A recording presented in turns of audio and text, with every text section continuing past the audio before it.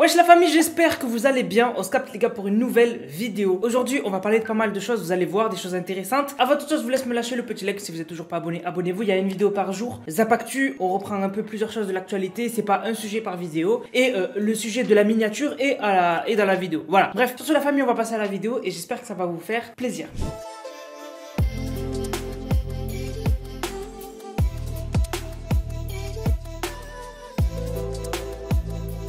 Tout d'abord les gars, parlons de Elon Musk. Elon Musk récemment il a lancé un sondage pour demander à Twitter s'il fallait qu'il reste le boss de Twitter ou s'il se casse. Et il y a beaucoup de gens, enfin il y a plus de la moitié, donc 57% qui ont dit oui, il faut que tu te casses. Voilà. Mais les gens ont dit avant quand même on aimerait bien savoir qui tu comptes mettre à ta place. Parce que si on a pire, autant que tu restes. Ces temps-ci il y a eu beaucoup de polémiques autour de Twitter. Il y a Elon Musk qui avait ban le compte qui mettait ses trajets de jet alors que normalement c'était autorisé. Et du coup il y a eu plusieurs bans de journalistes qui en fait après ont été remis. Très bizarre. C'est bizarre, la liberté d'expression elle est un peu bizarre sur Twitter du coup, parce qu'il avait dit que du coup sur Twitter on pourrait tout faire, tout dire, mais finalement on peut pas tout faire, tout dire hein. Aussi récemment Twitter a mis en place une nouvelle politique où en fait t'as plus le droit de faire la promotion par exemple de ton Instagram sur Twitter, genre dire aux gens venez me follow sur Instagram, tu te bannes, hop t'es ban, voilà. Même les liens, vous savez les liens Linktree et tout là, les liens où en gros tu mets plusieurs liens, les gens ils cliquent, en fait t'as écrit mon Twitter, mon Insta, mon voilà, tous tes réseaux sociaux. Même ça ils ont dit interdit hein. Vraiment ils veulent plus que tu fasses la promo de tes autres réseaux sur Twitter. Je trouve ça abusé. Et après à Skip ils ont enlevé la règle.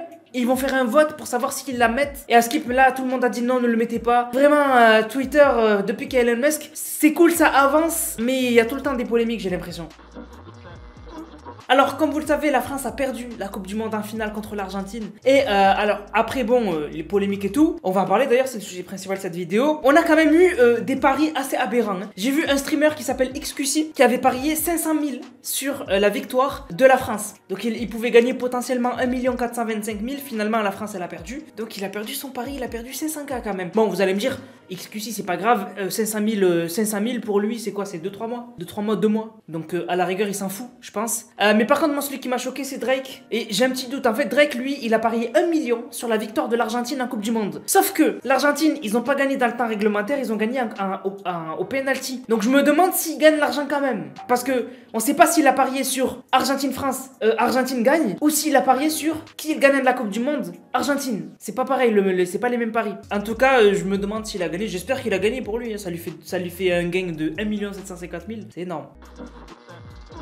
Alors maintenant pour parler de Benzema, alors il y avait beaucoup de polémiques. En fait on comprenait pas pourquoi Benzema avait été écarté du groupe en fait, parce que vraiment il y avait un souci. Et il y a Romain Molina qui a fait une vidéo où il donne un peu des infos sur ce qui s'est passé avec la FFF et tout. Alors en fait si j'ai bien compris, enfin si dit vrai, en fait déjà il y avait une certaine réticence par rapport au docteur qui était là pour les Français. Et en fait du coup quand il y avait un diagnostic qui était fait par le docteur, et bien les joueurs appelaient le docteur de leur club pour confirmer. Et en fait, il explique que déjà, le problème avec Benzema, c'est que Lloris et Griezmann, qui sont un peu les tauliers, on va dire, de l'équipe, avaient jamais avalé son retour. Après ça, c'est les dires de Romain Molina, voilà. C'est-à-dire qu'ils avaient jamais avalé son retour. Et il y en a qui ont partagé des vidéos où on voit des parties de vidéos de la FFF où Benzema était revenu en équipe de France à Clairefontaine, où justement on voit que Griezmann et Lloris sont pas trop... Genre, tu sais, quand il félicite Benzema, ils sont pas trop... Voilà, ils sont pas trop ouf. Voilà. Et surtout, on voit que même Griezmann, il applaudit 2 secondes, après il arrête d'applaudir, il est comme ça. Donc Askip, voilà, ils avaient jamais digéré son retour en équipe de France. Askip, quand il s'était barré du groupe parce qu'il s'était blessé là pendant la Coupe du Monde, il y en avait beaucoup qui étaient contents, y compris Griezmann et Lloris. Voilà, donc vraiment ils avaient pas été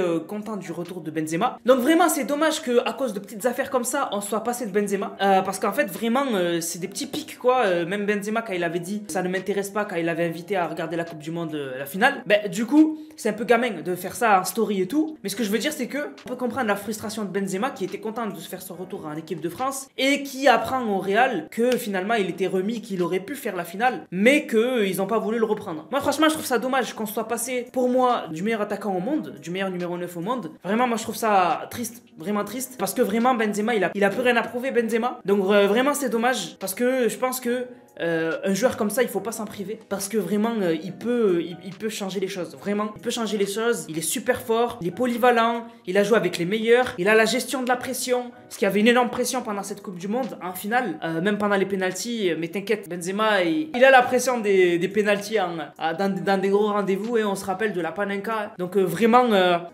il a plus rien à prouver. Et moi, je trouve ça trop dommage qu'on s'en soit privé. Voilà, franchement, c'est trop dommage. S'il y en a qui ont peut-être plus d'infos, n'hésitez pas à dire dans les commentaires. Voilà, dans le respect, bien sûr, commencez pas à insulter. Sur ce, la famille, j'espère que la vidéo vous a plu. C'est le cas, n'hésitez surtout pas à liker, commenter, partager. On se capte, les gars, pour une prochaine vidéo. C'était Nanas, prenez soin de vous. Bang, bang, bang.